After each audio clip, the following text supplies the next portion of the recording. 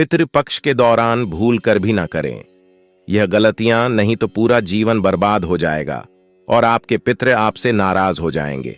इसलिए कुछ ऐसे काम है जो पितृपक्ष के दौरान भूल कर भी नहीं करनी चाहिए, क्योंकि इससे आपके पितृदेव आपसे नाराज हो जाते। पितृपक्ष के दौरान भूल कर भी ना करें। यह गलतियां नहीं तो पूरा जीवन बर्बाद हो जाएगा और आपकी प्रतिदिन भी आपसे नाराज हो जाएंगे। इसलिए कुछ ऐसी कम है जो पितृपक्ष के दौरान भूल कर भी नहीं करनी चाहिए, क्योंकि इससे आपके पितृदेव की नाराज हो जाती हैं और आपका जीवन खुशहाली की तरफ तो नहीं जाता, पर जीवन में कष्ट आने जरूर लग जाते हैं। इसलिए आपको इन गलतियों को भूल कर भी नहीं करना चाहिए, जो हम आपको आज की वीडियो में बताने वाले हैं। स्वागत है आप सभी का। अगर आप अपने पितरों को खुश देखना चाहते हैं, भाई बहनों, आप अपने पितृदेव को खुश देखना चाहते हैं, तो सच्चे हृदय से इस वीडियो को लाइक कर दीजिए और कमेंट में लिख दीजिए जाया जाए पितृदेव या फिर जय भगवान शिव अवश्य ही लिखें, जिससे कि आपके पुत्र हमेशा ही आपसे प्रसन्न रहे और आपके जीवन में खुशहाली बनी रहे। माताएं एवं बहनों, आप सभी को हम बता दें कि पितृपक्ष में भूल कर भी ना करें। यह 11 है कम, वरना पितृ हो जाएंगे। नाराज पितृपक्ष, जिसे अक्सर श्रद्धा के रूप में जाना जाता है, जीवित लोगों के लिए अपने पूर्वजों से क्षमा मांगने और उनके प्रति श्रद्धा दिखाने का समय है। हिंदू धर्म में पितरों का बहुत महत्व माना गया है। हिंदू कैलेंडर के अनुसार भाद्रपद यानी बहादुर साल का 6वां महीना है। हर साल भाद्रपद की पूर्णिमा से कर पिटारी अमावस्या तक पितृपक्ष मनाया जाता है। इस दौरान पितरों की आत्मा की शांति के लिए तर्पण, श्रद्धा और पिंडदान आदि किया जाता है। मानता है इससे पितरों का आर्ण चुकाया जाता है और उन्हें मोक्ष की प्राप्ति होती है। 15 दिन चलने वाले पितृपक्ष के अंतिम दिन सर्वे पिटारी अमावस्या का सभी अमावस्या में सबसे ज्यादा महत्व होता है। पितृपक्ष की अवधि लगभग 15 दिन की होती है, जिसमें लोग अपने पूर्वजों को भोजन पर तर्पण आदि कर उन्हें श्रद्धांजलि देते हैं। ऐसा माना जाता है कि इस समय पृथ्वी लोक से धरती लोक पर आते हैं। यह पितरों की कृपा और आशीर्वाद प्राप्ति के लिए सबसे उत्तम समय माना गया है। अगर कोई व्यक्ति पितृदोष से पीड़ित है तो वह पितृपक्ष में इससे छुटकारा पाने के उपाय भी कर सकता है, जो कि बेहद लाभकारी साबित होते हैं। प्रिय मित्रों, वीडियो में आगे बढ़ने से पहले मेरा आप सभी से अनुरोध है कि अगर आप लोग भी चाहते हैं कि भगवान विष्णु और माता लक्ष्मी का आशीर्वाद आप लोगों पर बना रहे, वह इस वीडियो को एक लाइक करें, हमारे चैनल को सब्सक्राइब अवश्य करें और बेल नोटिफिकेशन अवश्य दबाएं, ताकि हमारी हर आने वाली वीडियो का नोटिफिकेशन सबसे पहले आपको मिल सके। ऐसे में ले जानते हैं पितृपक्ष की तिथि, श्रद्धा और इसका महत्व, साथ ही जानेंगे कि क्या करें क्या न करें। पितृपक्ष कब से शुरू हो रहा है? हिंदू कैलेंडर के अनुसार पितृपक्ष भाद्रपद पूर्णिमा से होकर आश्विन माह की अमावस्या तिथि तक चलते हैं। ऐसे में इस बार पितृपक्ष 17 सितंबर 2024 से शुरू हो रहे हैं, जो 2 अक्टूबर तक चलेंगे। इस दौरान लोग अपने पितरों के निमित्त आश्रम, कृष्ण पक्ष में तर्पण और श्राद्ध कर्म आदि करते हैं। पितृपक्ष को श्रद्धा के नाम से भी जाना जाता है। हर साल पितृपक्ष की शुरुआत भाद्रपद पूर्णिमा से होती है और सर पितृ अमावस्या को इसका समापन हो जाता है। इस साल भाद्रपद की सार्वत्रिक अमावस्या 2 अक्टूबर 2024 दिन बुधवार को पड़ रही है और इसी दिन पितृपक्ष का समापन होगा। पितृपक्ष का महत्व, धार्मिक दृष्टि से पितृपक्ष का बहुत महत्व है। यह समय पितरों के प्रति सम्मान और स्मरण प्रकट करने का माना गया है। मानता है कि इस अवधि में तर्पण, श्रद्धा और पिंडदान करने से पितरों को मोक्ष की प्राप्ति होती है और व्यक्ति को पितृदोष से भी छुटकारा मिलता है। ऐसी मान्यता है कि मृत्यु के बाद यमराज 15 दिनों के लिए मृतक व्यक्ति की आत्मा को मुक्त कर देते हैं, जिससे वह अपने परिजनों के पास जाकर तर्पण ग्रहण कर सके।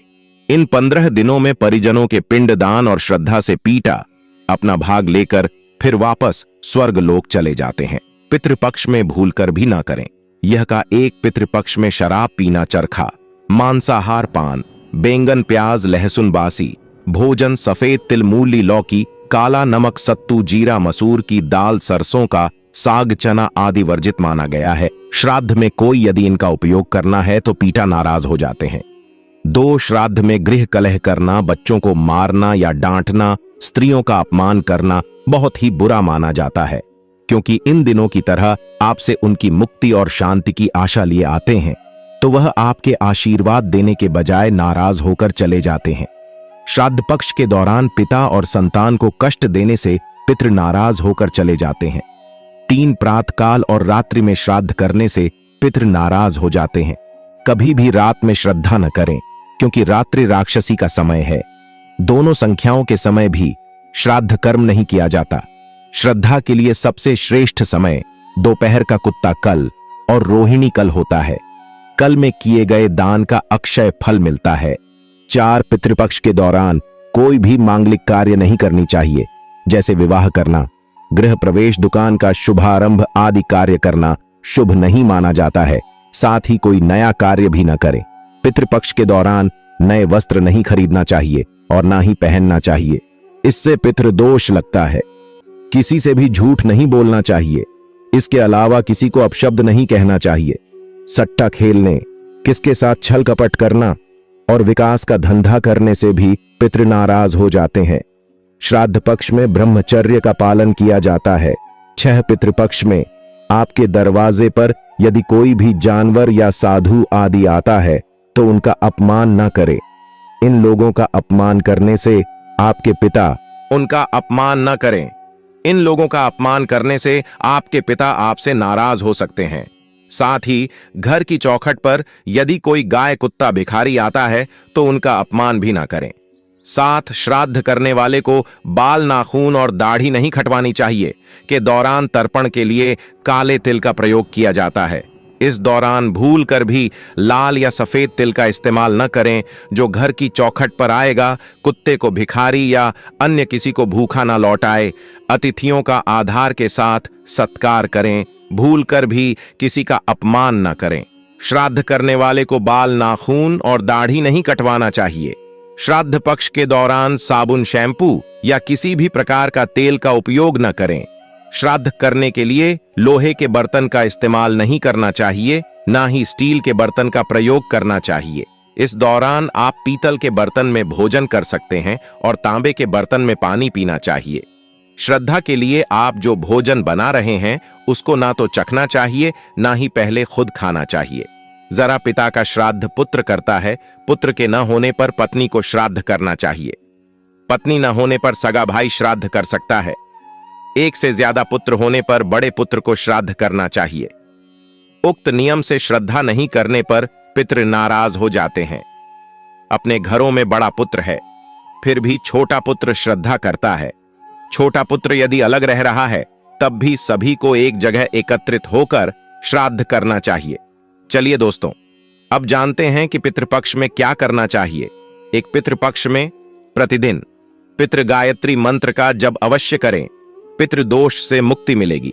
2 प्रत्येक श्रद्धा वाले दिन गाय, कुत्ते, चींटियां और कौन को भी भोजन प्रदान करना चाहिए। 3 पितृपक्ष के दौरान रोजाना स्नान के तुरंत बाद जल से ही पितरों को तर्पण करें या किसी ब्राह्मण से करवाई। इससे उनकी आत्माएं जल्द तृप्त होती हैं और आशीर्वाद देती हैं। इसके अलावा यदि आप अपने पितरों का तर्पण करते हैं तो ब्रह्मचारी के नियमों का पालन करें। जो भी भोजन रखे वह भोजन बाद में गाय को, कुत्ता आदि को खिला दें। हिंदू धर्म में मान्यता है कि इनके माध्यम से यह भजन पितरों तक पहुंच जाता है। 6 प्रत्येक श्रद्धा वाले दिन यथाशक्ति ब्राह्मण या गरीबों को भोजन कारण और यथाचित दक्षिणा देकर आशीर्वाद लें। 7 पितृपक्ष में पितरों की अनुकूलता पाने हेतु श्रीमद् भागवत महापुराण का मूल पाठ तथा श्रीमद् भागवत गीता का पाठ करें। पितरों की कृपा पाने के लिए ब्रह्म गायत्री मंत्र का भी जब अनुष्ठान करें। 9 प्रतिदिन पितृ सूक्त के पिटारी गायत्री का संपूर्ण लगाकर के अधिक से अधिक पाठ करें या करवा। वैसे 11,000 पाठ में अनुष्ठान की पूर्णता होती है। 1 अनाज का दान करना बहुत शुभ होता है, खासकर गेहूं, चावल और दालें। इससे गरीबों को भोजन मिलता है और आपको भगवान विष्णु की कृपा प्राप्त होती है। अनाज का दान करने से आपको सुख, समृद्धि और स्वास्थ्य मिलता है। 2 वस्त्र, नए और स्वच्छ वस्त्रों का दान करना चाहिए, खासकर गरीब बच्चों और महिलाओं को। इससे उन्हें स्वच्छता और गरिमा मिलती है। वस्त्र का दान करने से आपको समाज में सम्मान मिलता है। वस्त्र दान करने से गरीबों को सामाजिक सम्मान मिलता है। 3, फल और सब्जियां। फल और सब्जियों का दान करना स्वास्थ्य और पोषण के लिए बहुत महत्वपूर्ण है। गरीबों को ताजे फल और सब्जियां देने से उन्हें स्वस्थ जीवन मिलता है। फल और सब्जियों का दान करने से आपको स्वास्थ्य और तंदुरुस्ती मिलती है। 4, पुस्तकें। पुस्तकों का दान करना ज्ञान और शिक्षा के लिए बहुत महत्वपूर्ण है। गरीब बच्चों को पुस्तकें देने से उन्हें शिक्षा मिलती है। पुस्तकों का दान करने से आपको ज्ञान और बुद्धिमत्ता मिलती है। पुस्तकें दान करने से गरीब बच्चों को शिक्षा की दिशा में आगे बढ़ने में मदद मिलती है। 5, चिकित्सा सामग्री। चिकित्सा सामग्री का दान करना गरीबों के स्वास्थ्य के लिए बहुत महत्वपूर्ण है। अस्पतालों और स्वास्थ्य केंद्रों को चिकित्सा सामग्री देने से गरीबों को स्वास्थ्य सेवाएं मिलती हैं। चिकित्सा सामग्री का दान करने से आपको स्वास्थ्य और सुख मिलता है। 6, पानी के बर्तन। पानी के बर्तनों का दान करना गरीबों को पीने के पानी की सुविधा देता है। इससे उन्हें स्वच्छता और स्वास्थ्य मिलता है। पानी के बर्तनों का दान करने से आपको स्वच्छता और सुख मिलता है। 7, दिए और तेल। दियों और तेल का दान करना गरीबों को रोशनी की सुविधा देता है। इससे उन्हें घर में रोशनी मिलती है। दियों और तेल का दान करने से आपको रोशनी और सुख मिलता है। 8, शिक्षा सामग्री। शिक्षा सामग्री जैसे कि पेंसिल, किताबें और बैग का दान करना गरीब बच्चों को शिक्षा मिलती है। शिक्षा सामग्री का दान करने से आपको ज्ञान और बुद्धिमत्ता मिलती है। शिक्षा सामग्री दान करने से गरीब बच्चों को शिक्षा की दिशा में आगे बढ़ने में मदद मिलती है। 9, भोजन। भोजन का दान करना गरीबों को भोजन की सुविधा देता है। इससे उन्हें स्वस्थ जीवन मिलता। पितृपक्ष में कुछ कामों को करने से बचना चाहिए, जो इस प्रकार हैं। धार्मिक कार्य। 1, नए देवताओं की पूजा न करें। पितृपक्ष में नए देवताओं की पूजा न करें, क्योंकि यह पितरों की आत्मा को अप्रसन्न कर सकता है। 2, नए त्योहार न मनाएं। पितृपक्ष में नए त्योहार न मनाएं, क्योंकि यह पितरों की आत्मा को अप्रसन्न कर सकता है। 3, नए मंत्रों का जाप न करें। पितृपक्ष में नए मंत्रों का जाप न करें, क्योंकि यह पितरों की आत्मा को अप्रसन्न कर सकता है। सामाजिक कार्य। 1, नए संबंध न बनाएं। पितृपक्ष में नए संबंध न बनाएं, क्योंकि यह पितरों की आत्मा को अप्रसन्न कर सकता है। 2, नए व्यवसाय न शुरू करें। पितृपक्ष में नए व्यवसाय न शुरू करें, क्योंकि यह पितरों की आत्मा को अप्रसन्न कर सकता है। 3, नए घर में न जाएं। पितृपक्ष में नए घर में न जाएं, क्योंकि यह पितरों की आत्मा को अप्रसन्न कर सकता है। व्यक्तिगत कार्य। 1, नए वस्त्र न खरीदें। पितृपक्ष में नए वस्त्र न खरीदें, क्योंकि यह पितरों की आत्मा को अप्रसन्न कर सकता है। 2, नए आभूषण न खरीदें। पितृपक्ष में नए आभूषण न खरीदें, क्योंकि यह पितरों की आत्मा को अप्रसन्न कर सकता है। 3, नए वाहन न खरीदें। पितृपक्ष में नए वाहन न खरीदें, क्योंकि यह पितरों की आत्मा को अप्रसन्न कर सकता है। अन्य कार्य। 1, नशीले पदार्थों का सेवन न करें। पितृपक्ष में नशीले पदार्थों का सेवन न करें, क्योंकि यह पितरों की आत्मा को अप्रसन्न कर सकता है। 2, झूठ न बोलें। पितृपक्ष में झूठ न बोलें, क्योंकि यह पितरों की आत्मा को अप्रसन्न कर सकता है। 3, चोरी न करें। पितृपक्ष में चोरी न करें, क्योंकि यह पितरों की आत्मा को अप्रसन्न कर सकता है। इन कामों को करने से बचने से पितरों की आत्मा प्रसन्न होती है और आपको उनकी कृपा प्राप्त होती है। देखना चाहते हो भाई बहनों, अगर आप अपने पितरों को खुश देखना चाहते हो तो सच्चे हृदय से इस वीडियो को लाइक जरूर कर दीजिए और कमेंट बॉक्स में हर हर महादेव जय भगवान विष्णु अवश्य ही लिखें, जिससे कि आपकी पुकार सीधी आपके पितरों तक पहुंच जाएगी। पितृपक्ष के दौरान खान पान का विशेष ध्यान रखने की जरूरत है। आइए जानते हैं पितृपक्ष के दौरान कौन सी सब्जियां नहीं खानी चाहिए और कौन से काम नहीं करने चाहिए। सबसे पहले तो इस बात का ख्याल रखें कि जो व्यक्ति श्रद्धा क्रिया करता है उसे बाहर के बने खाने का सेवन नहीं करना चाहिए। उसे व्यक्ति को 15 दिन तक सात्विक भोजन ही करना चाहिए। दरअसल धार्मिक दृष्टि से बाहर का खाना अशुद्ध माना जाता है। प्रिय मित्रों, वीडियो में आगे बढ़ने से पहले मेरा आप सभी से अनुरोध है कि अगर आप लोग भी चाहते हैं कि भगवान विष्णु और माता लक्ष्मी का आशीर्वाद आप लोगों पर बना रहे हो। इस वीडियो को एक लाइक करें, हमारे चैनल को सब्सक्राइब अवश्य करें और बेल नोटिफिकेशन अवश्य दबाएं ताकि हमारी हर आने वाली वीडियो का नोटिफिकेशन सबसे पहले आपको मिल सके। पितृपक्ष में इन चीजों का भूल कर भी ना करें। सेवन एक पितृपक्ष में मसूर की दाल का सेवन नहीं करना चाहिए। दरअसल ऐसा करना अशुभ माना जाता है। ज्योतिष शास्त्र में मसूर दाल का संबंध मंगल से माना गया है और मंगल क्रोध का कारक है, इसलिए मसूर दाल का सेवन पितृपक्ष में मना किया गया है। दो पक्का चावल, जिसे उसने भी कहा जाता है, इसका सेवन भी पितृपक्ष में वर्जित माना गया है। पूजा पाठ के काम में अरवा चावल का इस्तेमाल किया जाता है, जिसे कच्चे चावल के नाम से भी जाना जाता है। इसका सेवन आप कर सकते हैं। 3 शास्त्रों के अनुसार इस दौरान मूली और गाजर का सेवन नहीं करना चाहिए। दरअसल मूली और गाजर को अशुद्ध माना जाता है। पूजा पाठ में इनका इस्तेमाल भी वर्जित है। दरअसल इस सब्जियों का संबंध राहु से होता है।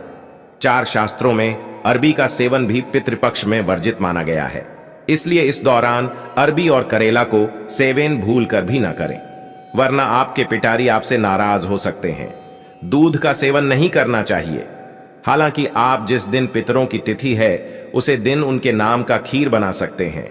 दरअसल खीर को पितरों का भजन माना गया है, इसलिए खीर का सेवन आप कर सकते हैं।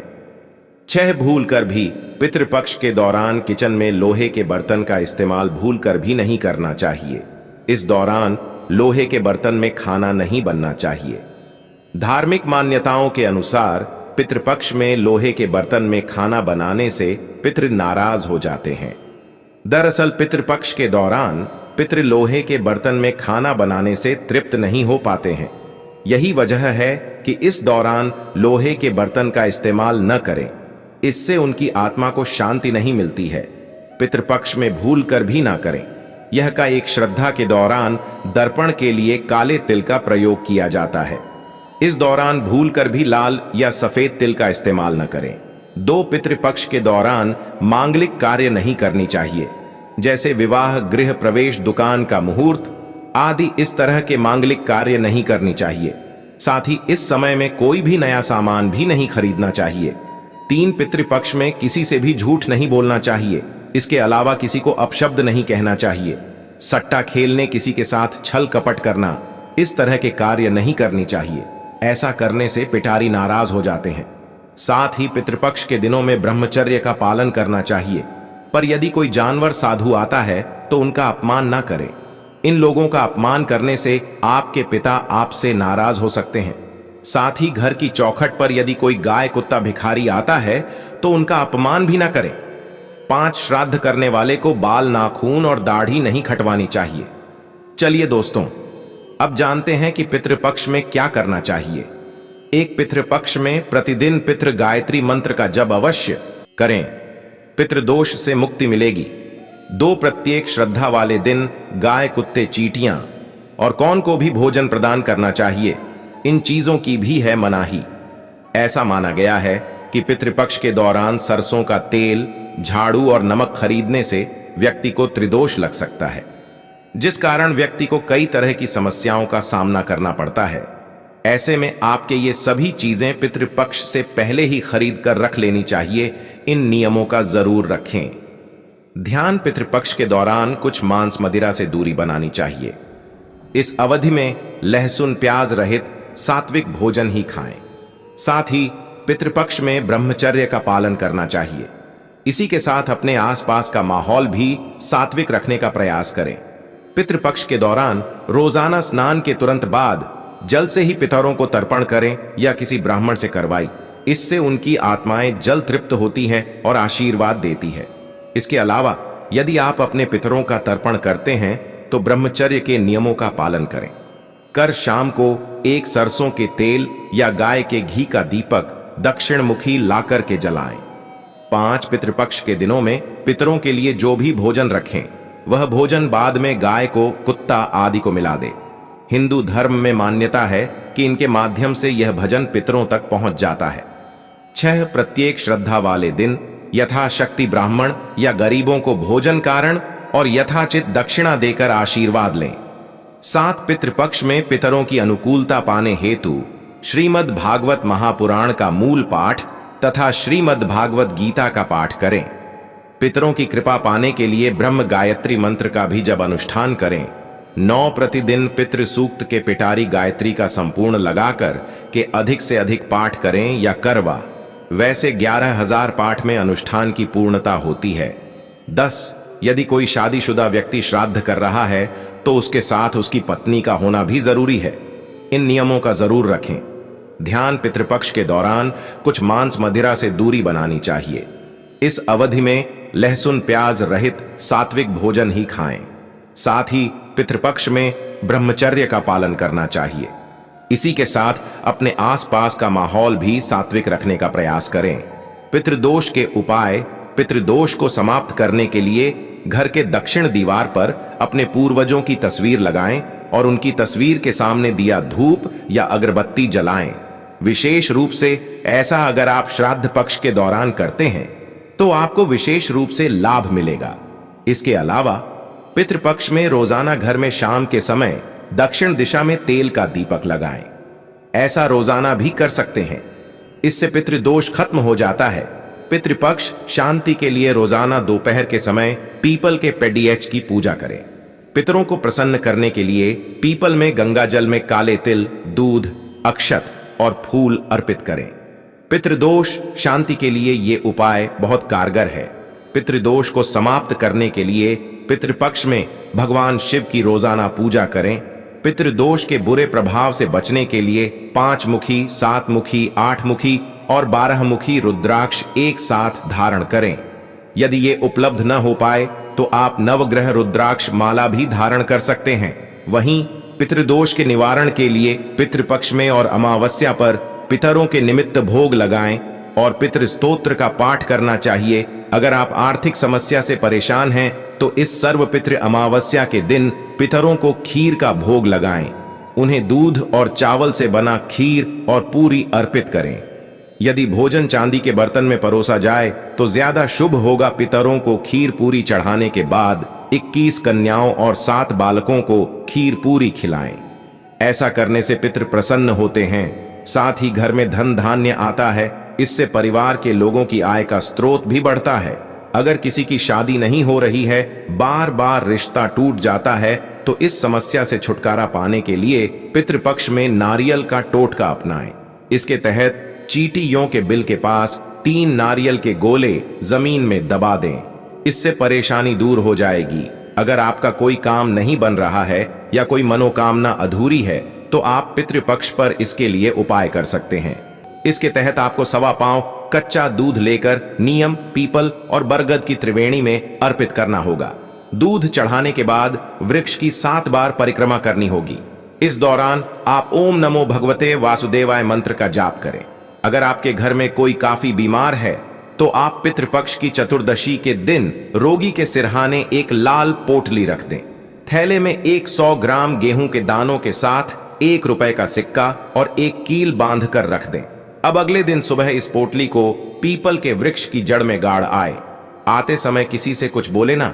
ऐसा करने से जल्द ही स्वास्थ्य लाभ होगा। मनोकामनाओं की पूर्ति के लिए पितृपक्ष में रोजाना पीपल के वृक्ष पर दोपहर में जल, पुष्प, अक्षत, दूध, गंगा जल, काले तिल चढ़ाएं और स्वर्गीय परिजनों को याद करें। ऐसा करने से पितृगढ़ प्रसन्न होते हैं।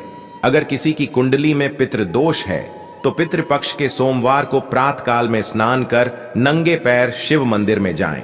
अब शिवलिंग पर आर्क के 21 पुष्प, कच्ची लस्सी और बिल्व पत्र चढ़ाएं। इससे दोष दूर हो जाएगा। अगर आपके काम बिगड़ रहे हैं और लाख कोशिशों के बावजूद कामयाबी नहीं मिल रही है तो पीपल तथा बरगद के पेड़ लगाएं। साथ ही विष्णु भगवान के मंत्र का जाप करें। ऐसा करने से कार्यों में फंसाव दूर हो जाएंगे। पितृ अमावस्या के दिन बबूल के पेड़ के नीचे पितरों के लिए भोजन रखने से पूर्वज खुश होते हैं। इससे बुरी नजर से भी बचाव होता है।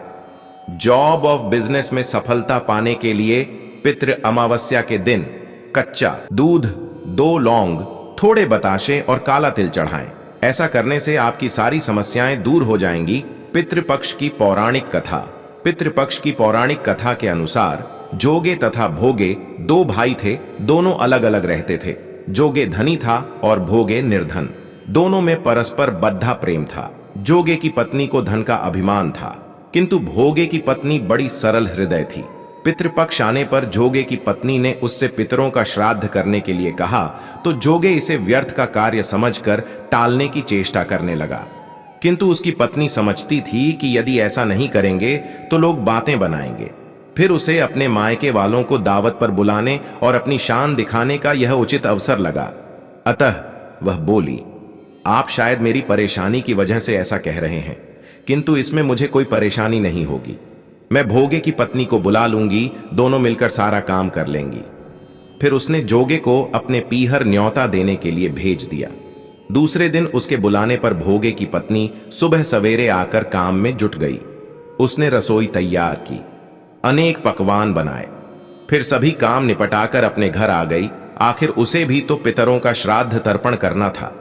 इस अवसर पर न जोगे की पत्नी ने उसे रोका, न वह रुकी। शीघ्र ही दोपहर हो गई। पितर भूमि पर उतरे। जोगे भोगे के पितर पहले जोगे के यहां गए तो क्या देखते हैं कि उसके ससुराल वाले वहां भोजन पर जुटे हुए हैं। निराश होकर वे भोगे के यहां गए। वहां क्या था, मात्र पितरों के नाम पर अगियारी दे दी गई थी। पितरों ने उसकी राख छाटी और भूखे ही नदी के तट पर जा पहुंचे। थोड़ी देर में सारे पितर इकट्ठे हो गए और अपने अपने यहां के श्राद्धों की बड़ाई करने लगे।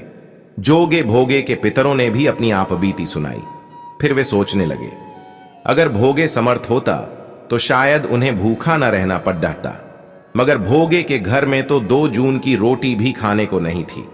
यही सब सोचकर उन्हें भोगे पर दया आ गई। अचानक वे नाच नाच कर गाने लगे, भोगे के घर धन हो जाए, भोगे के घर धन हो जाए। सांझ होने को हुई। भोगे के बच्चों को कुछ भी खाने को नहीं मिला था। उन्होंने मां से कहा, भूख लगी है। तब उन्हें टालने की गरज से भोगे की पत्नी ने कहा, जाओ, आंगन में हौदी औंधी रखी है, उसे जाकर खोल लो और जो कुछ मिले बांट कर खा लेना। बच्चे वहां पहुंचे तो क्या देखते हैं कि हौदी मोहरों से भरी पड्ढी है। वे दौड़े दौड़े मां के पास पहुंचे और उसे सारी बातें बताईं। आंगन में आकर भोगे की पत्नी ने यह सब कुछ देखा तो वह भी हैरान रह गई। इस प्रकार भोगे भी धनी हो गया, मगर धन पाकर वह घमंडी नहीं हुआ। दूसरे साल का पितृपक्ष आया। श्राद्ध के दिन भोगे की स्त्री ने 56 प्रकार के व्यंजन बनाए। ब्राह्मणों को बुलाकर श्राद्ध किया, भोजन कराया, दक्षिणा दी। जेठ जेठानी को सोने चांदी के बर्तनों में भोजन कराया। इससे पितर बड्ढे प्रसन्न तथा तृप्त हुए। अगर आपको यह वीडियो अच्छा लगा है तो आप इस वीडियो को हर एक माता बहन तक जरूर शेयर करें, जिससे कि भारत में यह वीडियो हर एक व्यक्ति तक पहुंच सके और वह इस वीडियो से लाभ ही लाभ उठा सके। माताएं बहनों, अगर आप अपने पितरों को खुश देखना चाहते हैं तो इस वीडियो को सच्चे हृदय से लाइक अवश्य ही कर दीजिए और हर एक ग्रुप आपको भेजना है वहां भेजिए, मतलब ज्यादा से ज्यादा इस वीडियो को आप हर एक जगह फैला दीजिए।